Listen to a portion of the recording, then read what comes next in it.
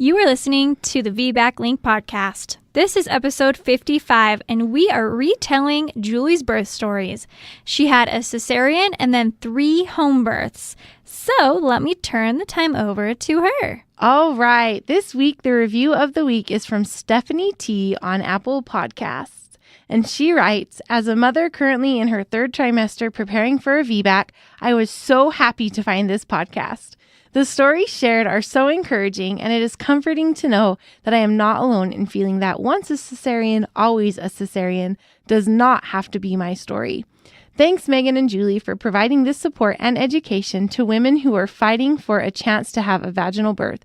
I would encourage anyone wanting to learn more about VBAC to listen to this podcast. Aww. And let me tell you, Stephanie, we love that review. We love all the reviews that we get in. Really, I know we say this all the time, but we are just a couple of stay-at-home moms doing a podcast sometimes, and working really hard to bring you the best content that we can, not only on this podcast, but in our Facebook group and on our blogs and on our Instagram and Facebook pages. And we have lots of content everywhere. So if you haven't had a second to check out all of those other things that we offer, go ahead and dive right in, because there's a lot more to the VBAC Link than just this podcast. And as always, we love your reviews. We love your feedback. So send us a message on whatever social media platform you prefer, or leave us a review on Facebook or on Apple Podcasts, or even on Google My Business now, so you can leave us a review there. We love hearing from you, and we respond to every single one. And you never know when yours is going to be the next review that's read on our podcast. You are tuned in to the VBAC Link podcast with Julie Francom and Meagan Heaton, VBAC moms, doulas, and educators here to help you get inspired for birth after having a C-section. Together, they have created a robust VBAC preparation course along with this uplifting podcast for women who are preparing for their VBAC. Although these episodes are VBAC specific, they encourage all expectant moms to listen and educate themselves on how to avoid a cesarean from the get-go. The purpose of this podcast is to educate and inform. It is not meant to replace advice from any other qualified medical professional. Here are your hosts, Julie and Meagan. Welcome, welcome, Women of Strength. We are so excited to have Julie retelling her story today. And in addition, we want to talk a little bit about choosing a birth location. This is something that Julie definitely had to encounter in the middle of her pregnancy. So without further ado, I want to turn the time over to your very own Julie Francom. Yay! I am so glad to be sharing my stories with you guys today. Meagan's right. You know, my first VBAC, which is my second child, and my 4th child, which was my 3rd VBAC, I switched birth locations twice for my first VBAC and 3 times for my 4th VBAC. Wow. Or my 4th baby was just 3rd. Well, I guess I had 3 different birth locations. Anyways. All right. So as with every good VBAC story, has a cesarean story. And I think mine is not very different than most women, but I guess I can just kind of start at the very beginning. My husband and I, we tried for over a year to get pregnant with our first, and we were so excited when we found out we were pregnant. And by that point, I was kind of, I obviously first-time mom, still had no idea what I was doing, but I knew that I wanted something different than the hospital birth experience. My friend had introduced me to hypnobirthing and unmedicated birth, and it was really exciting to me to learn about those options and explore those different things. And so right off the bat, we interviewed a midwife at a birth center, and we were planning on going with a birth center, but then I don't even know what led us there, but I just went back to my regular old B at the same hospital that my sister-in-law had her babies at, and we ended up that route. But I was planning an unmedicated hospital birth. I had discussions with my provider about my birth choices, and I felt really good and really confident going into the birth. And so I took a hypnobabies class. I was ready, and I did my practice. Guys, I don't know if you're like me, but my mind is so busy. I practiced really hard every single night, listening to my scripts, making my mind find my happy place with pink sparkles or whatever flower blossoming things. And And I tried really hard. I did practice every single night, and it was hard for me to get into the groove of, getting into some sort of hypnotic and relaxed state. And so but I did. I was diligent. I did my homework. So I was working in a job in the IT department for a large company, and we were getting ready to roll out this big system update, like site-wide, company-wide. It had about 3,500 employees, and I was part of this huge project rollout. And me, being the stubborn woman that I am, in a career that's mostly dominated by men, I was not going to let pregnancy slow me down.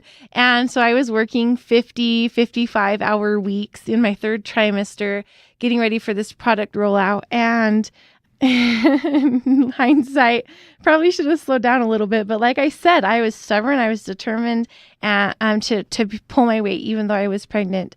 And so I remember there was a day where we were setting up a test site for a bunch of test users from different departments to come in and just test out this new system and this new environment.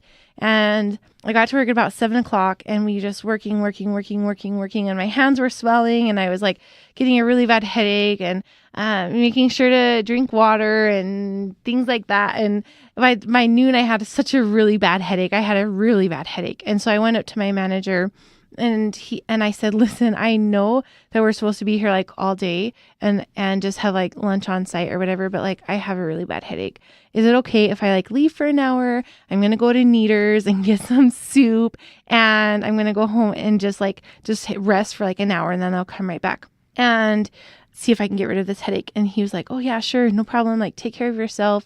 He was just always really nice. So they were never the ones to make me feel like I had to pull my weight. It was just me putting that pressure on myself. Just wanted to clarify. And so I went to Kneaders, and I went home. I sat on my couch, and I was just like, oh my gosh, my head hurts so bad. And Tylenol is just not cutting it. And so I called my provider, and I said, hey, I have a really bad headache, and my hands and feet are swelling really bad. And I've been drinking my water. I've been doing everything that they told me to do. And I was just wondering if there's something else I could take to get rid of this headache so I can go back to work. And they said, well, your blood pressure was a little high your last appointment. And with the headache and the swelling, we think we kind of want you to come in and do a non-stress test. And I was like, oh, okay, I'll come in. So I went in, called my manager, and I was very apologetic. I'm like, I'm so sorry. They're worried about the baby because of my headache, and I'm just going to go do a non-stress test, and then I'll come right back to work. And he was like, no, it's okay. Why don't you just take the rest of the day off? And I was like, oh, okay. Well, are you sure? Like, because it was a big deal. It was a big deal at work, and we were getting ready. And just, like I said, I put all this pressure on myself. And so I get there, and my baby was like barely passing the non-stress test. There was protein in my urine. My blood pressure was like through the roof. And so I call my husband, who's at work, and I'm like, there's something maybe a little bit wrong. So do you think you could just come to the hospital? Because I'm starting to freak out. And so he came to the hospital, and, they got the baby to where they were like comfortable taking him off the non-stress test. Because like I said, he was passing, but he was like barely passing. And so they were a little bit worried, but eventually they sent me home with a 24-hour urine collection, the big old jug that you put all your pee in. It was wonderful.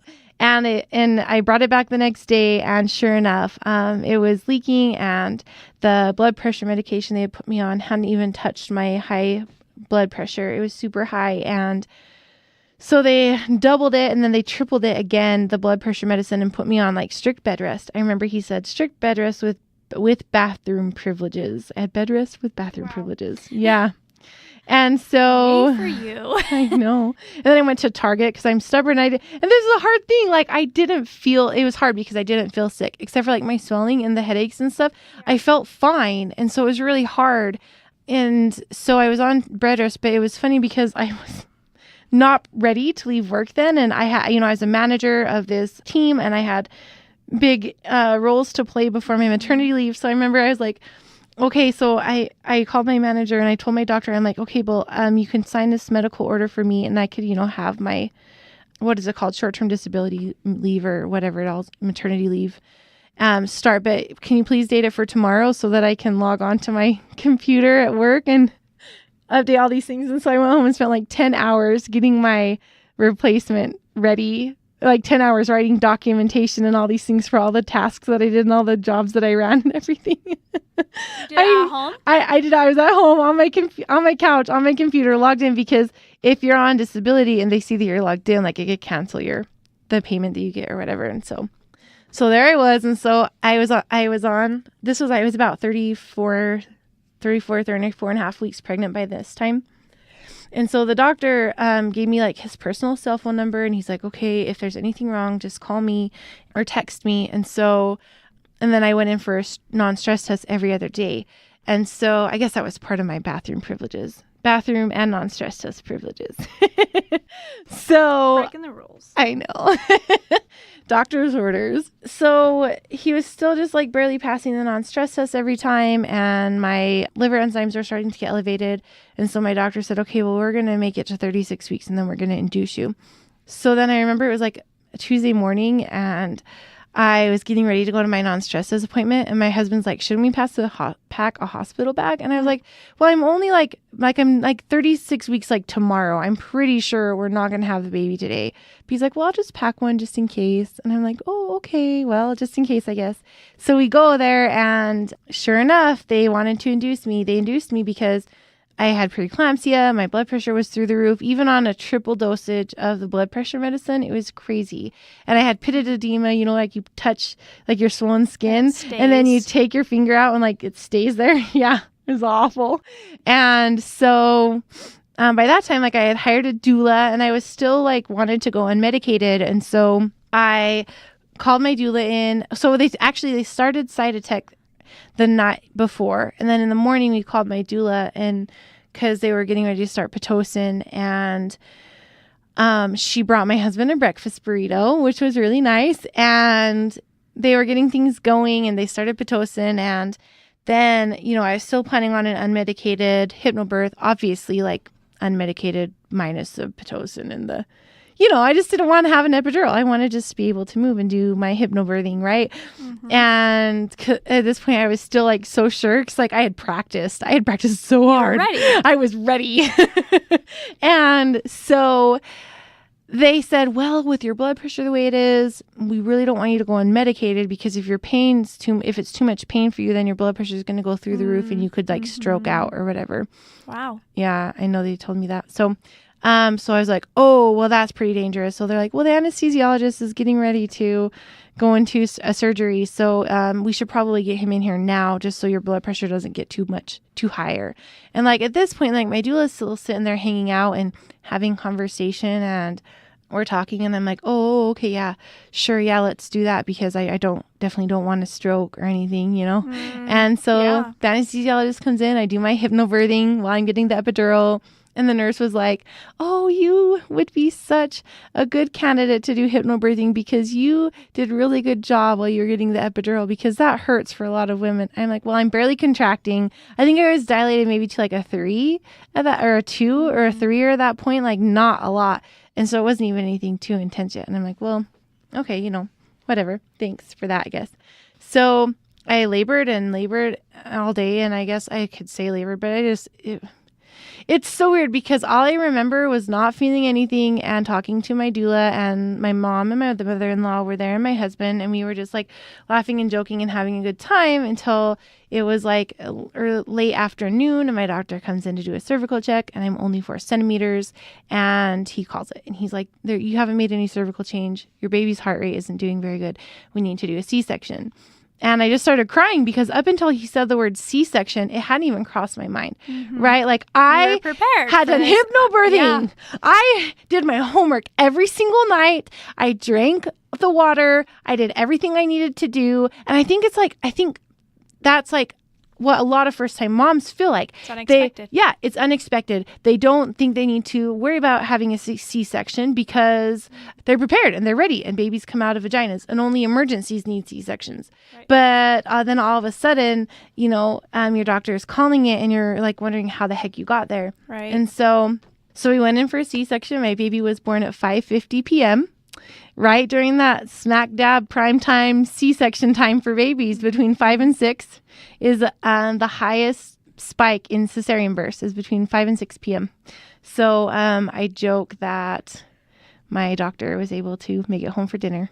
So, anyways, so the funny thing was about that is, oh my goodness, I'm trying to tell like way too many details, but I remember going into the OR and I remember like being strapped down, and I remember my husband just holding my hand and just talking to me so calmly in my ears, and he was telling me, how awesome I was doing and how beautiful I was, and he was just telling me all the right things and keeping me nice and calm and controlled. And little did I know until afterwards that was like the most freaked out he's ever been in his entire life, like seeing me cut open, and he was so scared. Yeah. And my husband's like not a type of guy to get scared. He's like the most chill guy you'll ever meet. He doesn't have a lot of emotional like variance. I don't know if that's the right word to say, but like he's just really chill. Like there's not a lot that gets him worked up. He gets really excited about superhero movies and football.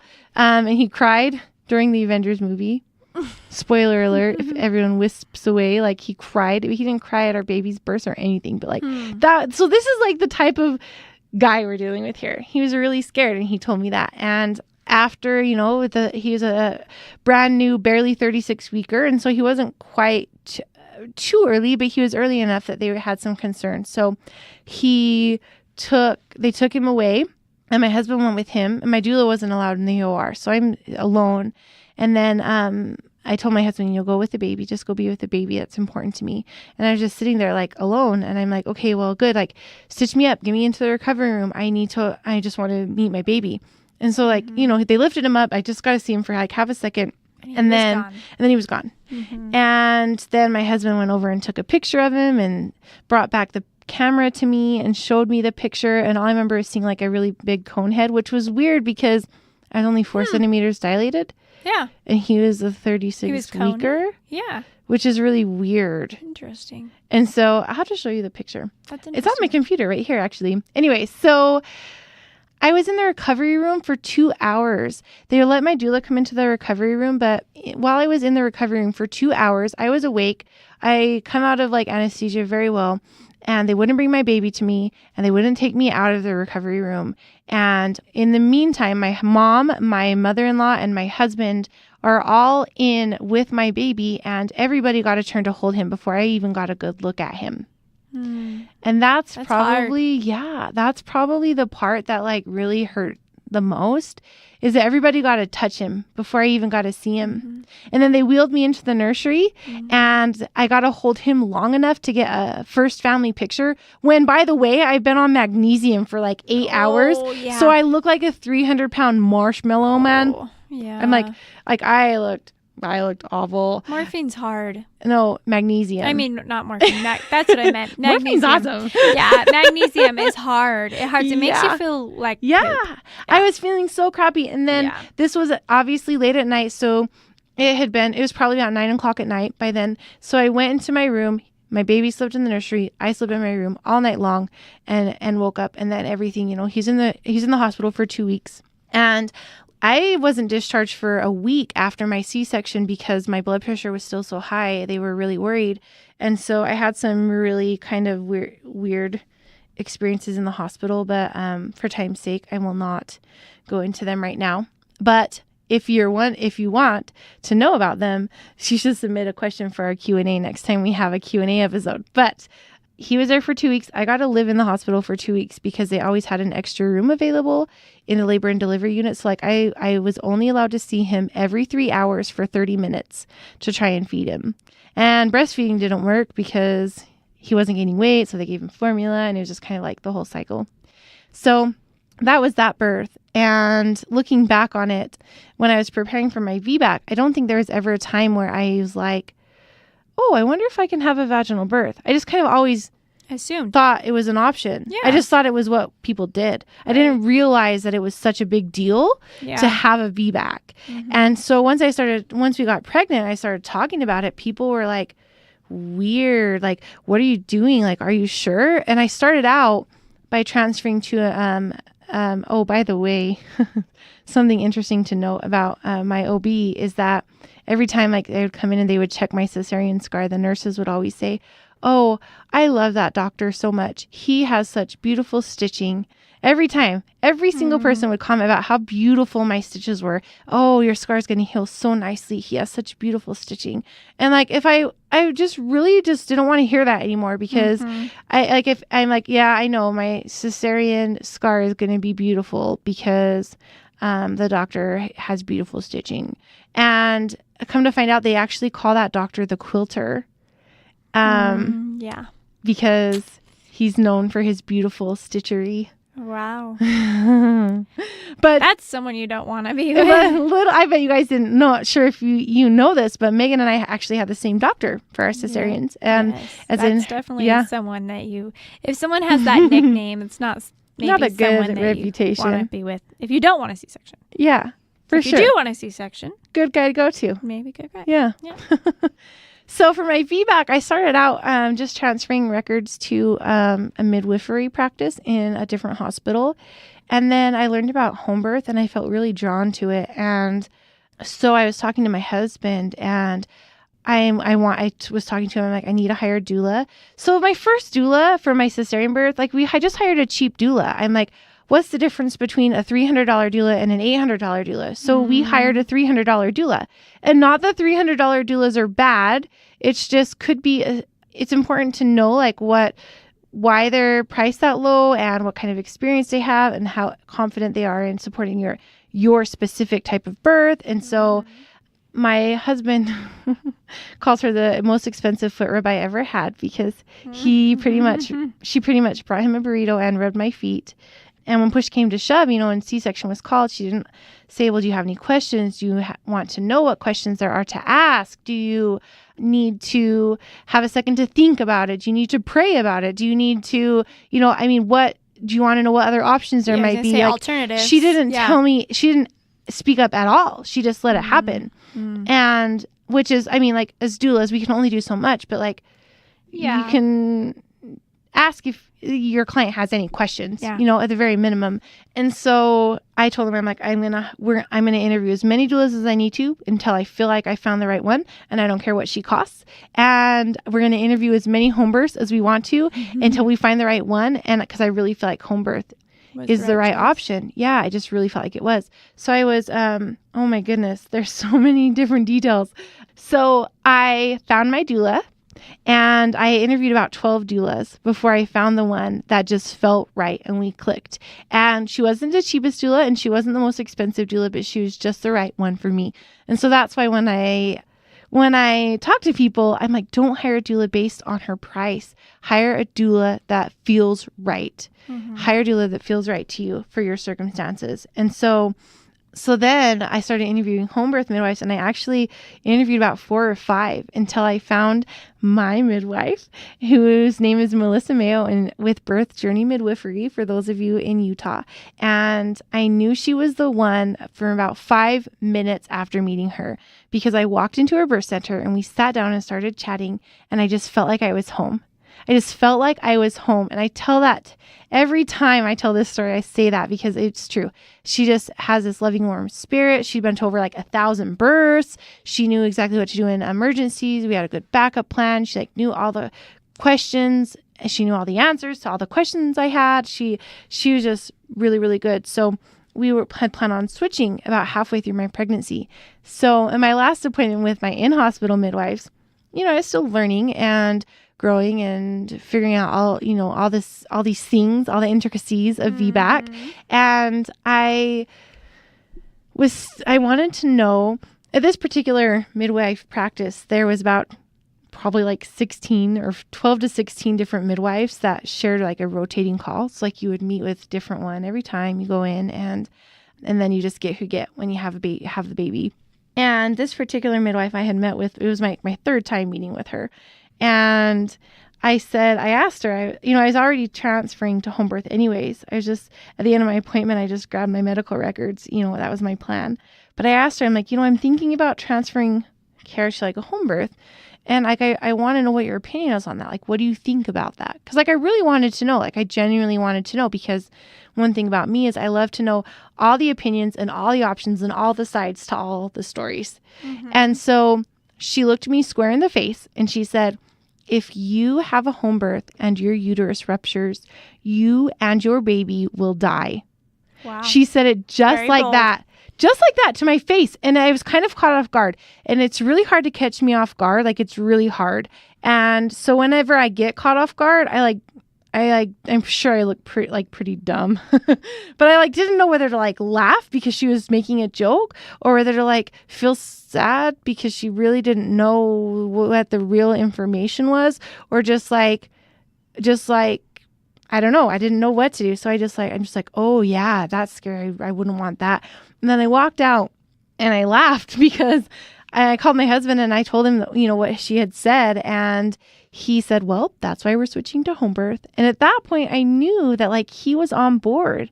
He was on board, and it took a little while to get him there. So for those of you that are considering home birth and have an objective partner, just keep on him. I just told him, I'm like, listen, if you like, I've done all this research, I've done all this information. I feel comfortable with that. I know the statistics, I know the odds, I know the chances, and this is the right choice for me. And unless you're going to do that research and learn the evidence and learn the facts and learn the statistics and learn all that information for yourself, we're going to do this my way. But when you do want to do that and you want to learn all of those things, I am happy to have an educated conversation with you about this birth.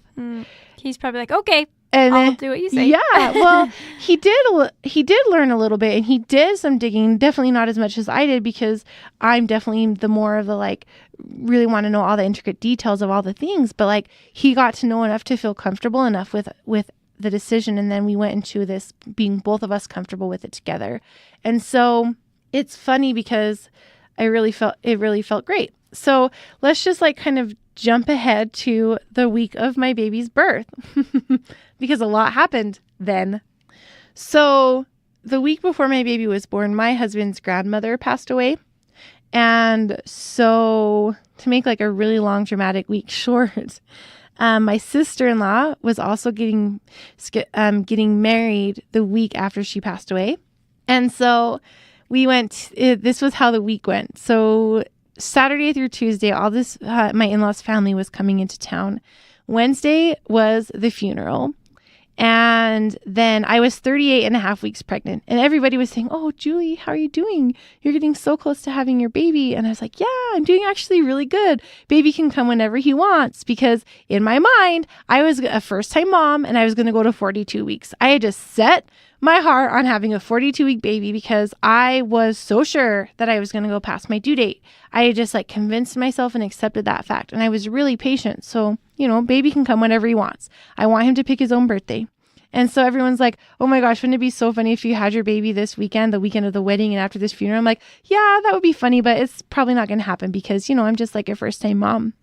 So Wednesday was the funeral, and then Thursday we drove to Bear Lake, which is about a 2.5-hour drive without stops from our house, because that's where her internment was going to be. She's buried up on a hill overlooking the lake, a nice, beautiful spot, nice, beautiful cemetery up there.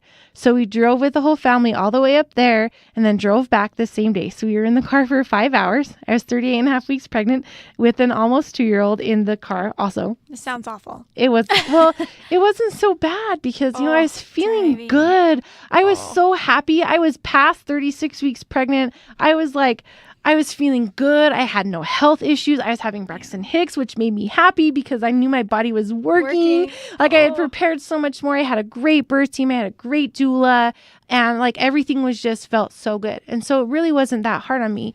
I was making sure to stay hydrated. I was taking baths every single day with 1 to 2 cups of Epsom salts to get that really good magnesium to make sure my blood pressure was gone. I didn't have any heart issues or anything. Like, I was taking such good care of myself, so I felt really good. And then the next day was Friday. The wedding dinner was in a town called Logan, which is a 2-hour, it's about a 2-hour drive from our house. And so we drove up to the wedding dinner, and on the way to the wedding dinner, my husband, I had a really strong Braxton Hicks contraction, and I said, wow, that Braxton Hicks was really strong. That's cool. Like my body's getting ready. Like it's working.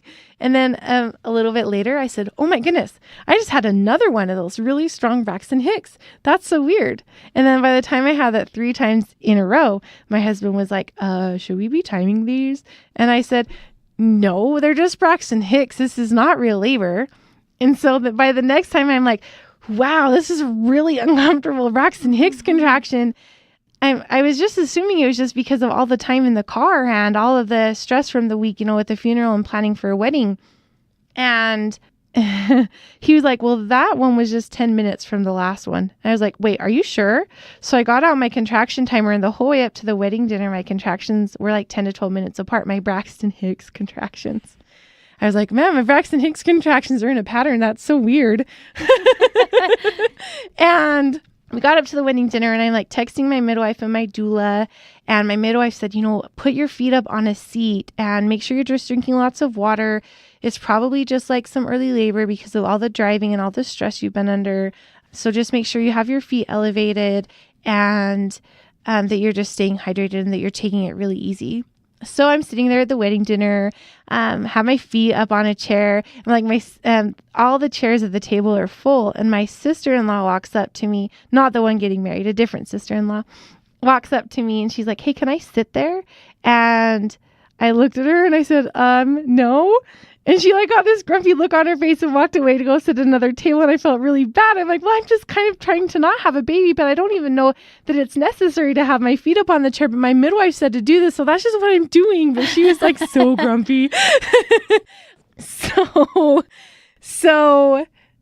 on the way home, they were still there. They were still, 10 to 12 minutes apart. And then I went home and I took an Epsom salt bath, and they slowed down a little bit, and I thought that was that. And the next day was the wedding. So then I woke up at 5:30 in the morning to my water breaking, and I woke up my husband and I was like, Nick, my water just broke.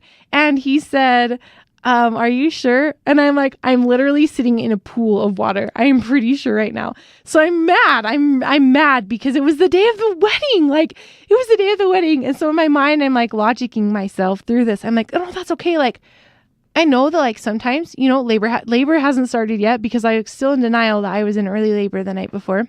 I was like, some people don't start labor till like 24, even 48 hours after their water breaks. So I'm like, so that's okay. So I call my midwife, I text my doula. They're like, okay, try and go back to sleep and we will just see how it goes. And so I tried to go back to sleep, but I couldn't because it was so uncomfortable. Once that water's broken, it's just a lot, it's a totally different ball game. And so we did kind of like get a little bit of rest, but contractions were picking up about 7 to 9 minutes apart. And so I got up and I got in the shower and I was talking to my doula and she's like, well, do you need me there? And I'm like, well, I don't know. My contractions, like I can still talk through them but I'm doing pretty good. And they're only 7 to 9 minutes apart. And so I'm just going to like shower and get ready for the wedding. And my doula's like, you're not going to go to the wedding, are you? And I'm like, well, yeah, like I'm not in active labor yet. So I could probably still make it to the wedding and then just come home and have a baby. And she was like, okay, well, I think I'm just going to come over and see how you're doing. And so, so she comes over and I'm standing there blow drying my hair and she is just, it's funny because this is why it's so important to find a good doula. We had such a good relationship by the time it was time for me to have my baby. I was talking to her almost every day. We came to be really close friends. And when she got there, it was like everything became regular almost instantly. My contractions were like 5 minutes apart, 4 to 5 minutes apart. They were regular. It was starting to get uncomfortable. I had to stop everyone and, make everyone be quiet so that I could breathe through them. And it's just like, she's just my security blanket walking in. It's like my body just knew it was time because my doula was there and I was ready. So then my midwife's talking to my doula on the phone and my doula's like, labor's picking up. She's definitely in active labor. And I didn't want to be touched. Like she wanted to like try counter pressure and things. And I just didn't like it at all. I was so determined like to just do my hypnobirthing. Like I just want to breathe through my contractions and I just want to moan in during the contraction and then deep breathe. And if anyone touches me or says anything, it's going to break my contraction. It's going to break my concentration. And so I was just concentrating through all of it.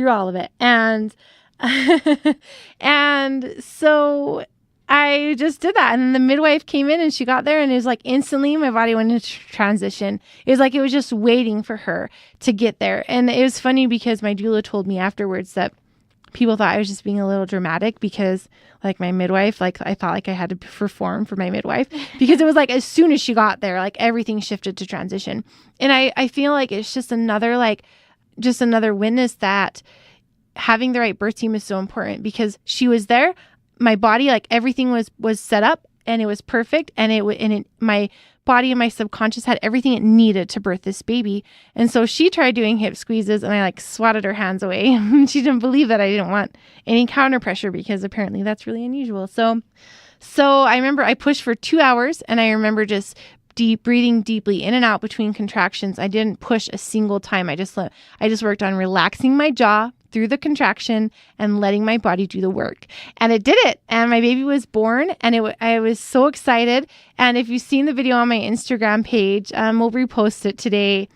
But I just couldn't stop saying I did it. I said, I did it. I did it. I did it. I did it. I did it for like 10 minutes. I looked at every single person in the room and I had 2 photographers and a videographer there and my mom was there and my doula and my husband and my best friend and like I just crying and everyone was crying and it was such a beautiful moment and it was so perfect and that baby got pulled out of the water right onto my chest and everything was beautiful and it was just such a perfect moment. And he was born in the afternoon. He was born actually the exact same time of day that I was born. He was born at 2:31 and I was born at 2:31 p.m. That's awesome. Both of us. Pretty cool, huh? Mm-hmm. So then I was expecting breastfeeding to go perfectly, but it didn't. And you can hear more about that in special episode. I think it's number 7 about my breastfeeding journey. It's kind of too much to go into right here in this journey. But when I was 8 months postpartum with him, we got a surprise pregnancy while I was switching birth control.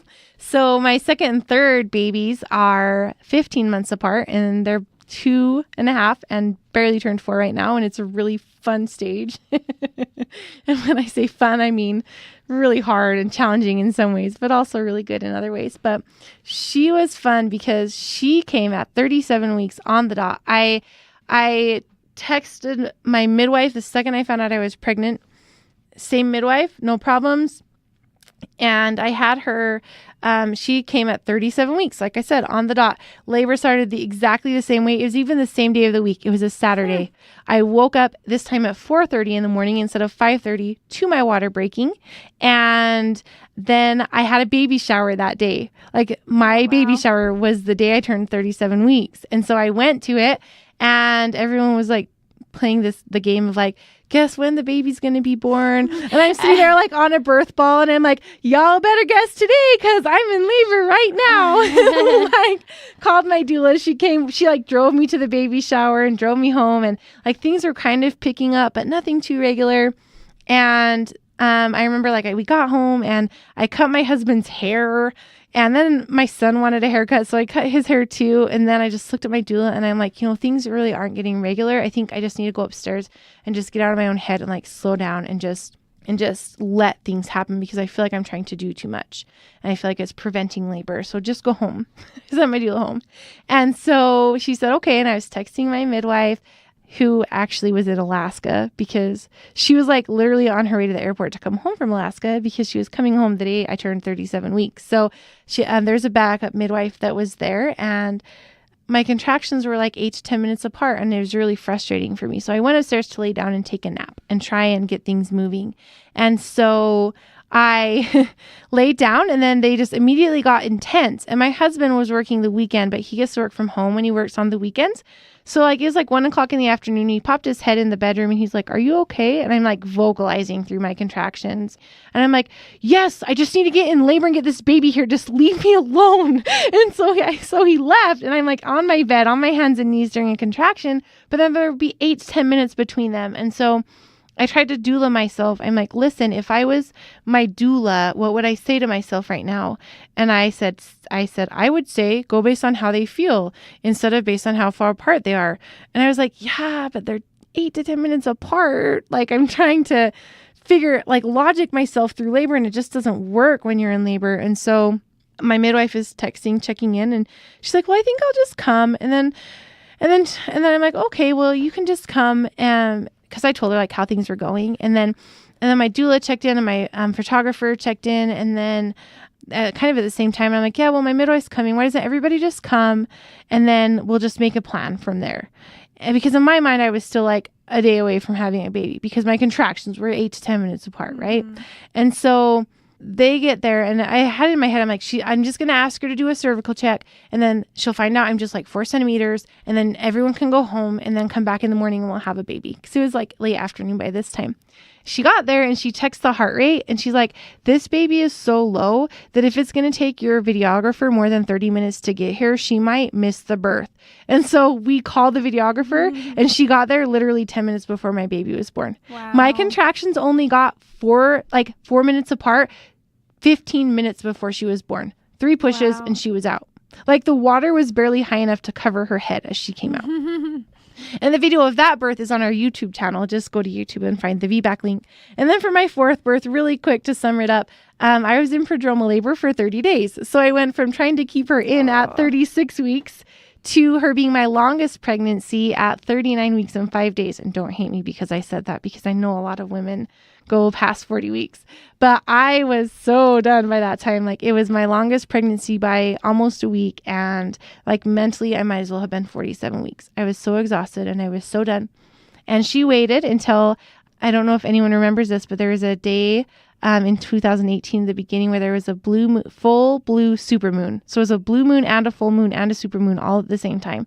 And she was born like the morning after that. So like during the night was when real labor started of that. I think it was the pull of that full blue supermoon, something magical about that. And she was at the top of my birth canal, and my water broke, and 2.5 minutes later, she was out. Wow. I felt her shoot out of me like a rocket ship, you guys. It was straight up like a rocket ship coming out of my vagina. And I say that, and I know you're laughing right now, but really, like, there was no pushing. It was like my water broke and she just fell out. But she was my biggest baby. She was 8 pounds, 15 ounces. She was my biggest baby. Wow. And I know it's just so funny how it all happens. But yeah, those are my birth stories. Oh my gosh, I forgot to tell about my switching providers, because I started out with my same midwife, Melissa Mayo, at Birth Journey, but for some reason I felt like I needed to go to the hospital this time. And by this time I had been a doula, and I'd been to a lot of the hospitals in the area. I've worked with a lot of the providers in the area, and so I knew the hospital, I knew the provider I wanted to go to.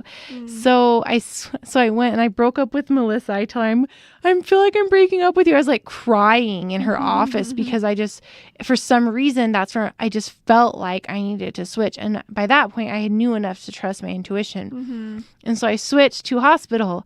And then every time I go to my appointment, I would be texting my husband because the wait was forever. And I'm like, I hate being here. I hate hospital birth. I hate that this is how it has to be. And I was like trying so hard to reconcile what I felt in my head with what I felt, like with what I knew in my head was the right thing to do, with how much I really just wanted to be at home. But then all of a sudden, our insurance changed. And I was reading through my insurance benefits. I felt this piece come over me that says, okay, now you can switch back to home birth. Wow. It was just like this piece that came over me. And so I called Melissa, and I'm like, Melissa, guess what? My insurance changed. And the network of hospitals that was in your network. Yeah. The hospital that I was going to was no longer covered under my new insurance. And I didn't feel comfortable enough with any of the other hospitals that were in network that I wasn't even going to dare set foot in any one of them to have a baby, because I had been to those hospitals. I mean, they're a lot different now, but so we ended up back with a home birth. So that's just kind of how my stories went. And, it's okay to flip-flop. It's okay to switch. It's okay to change providers and birth locations as many times as you need to in order to feel comfortable. Trust your heart. Learn as much as you can. We say this over and over again. Learn as much as you can. Listen to what your heart is telling you, and then get a kick-butt birth team that will support the goals and plans that you have by reconciling your head and your heart. Absolutely. And voila. And just in case you didn't know, just a little quick fact before we get off here, there was a study done in 2018 by the American College of Midwives that did a comparison of home birth versus hospital birth. And most women birth in a hospital, and that's perfectly fine. We do not hate hospitals here at the VBAC Link. We love them, and we especially love ones that are extra supportive of VBAC moms. But the American College of Midwives, what am I saying? AMA? American Midwives Association. That's right. Mm-hmm. They did a study that shows that home birth is just as safe or safer than in a hospital as long as 4 criteria are met. And the 4 criteria are: home birth is planned, chosen, and prepared for. So you know what you're doing. You have a provider that is supportive and has been to and knows how to support home birth in general. You have a really, really good backup emergency plan in case you need to transfer quickly and emergently. And that you are a low-risk pregnancy. Mm-hmm. If you're high risk, you can't and shouldn't have a home birth.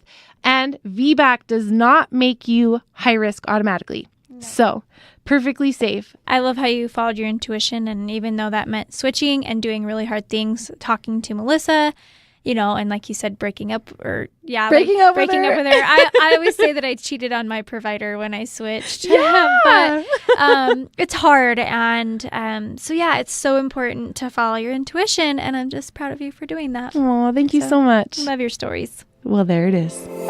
Interested in sharing your VBAC? Head over to thevbaclink.com/share to submit your story.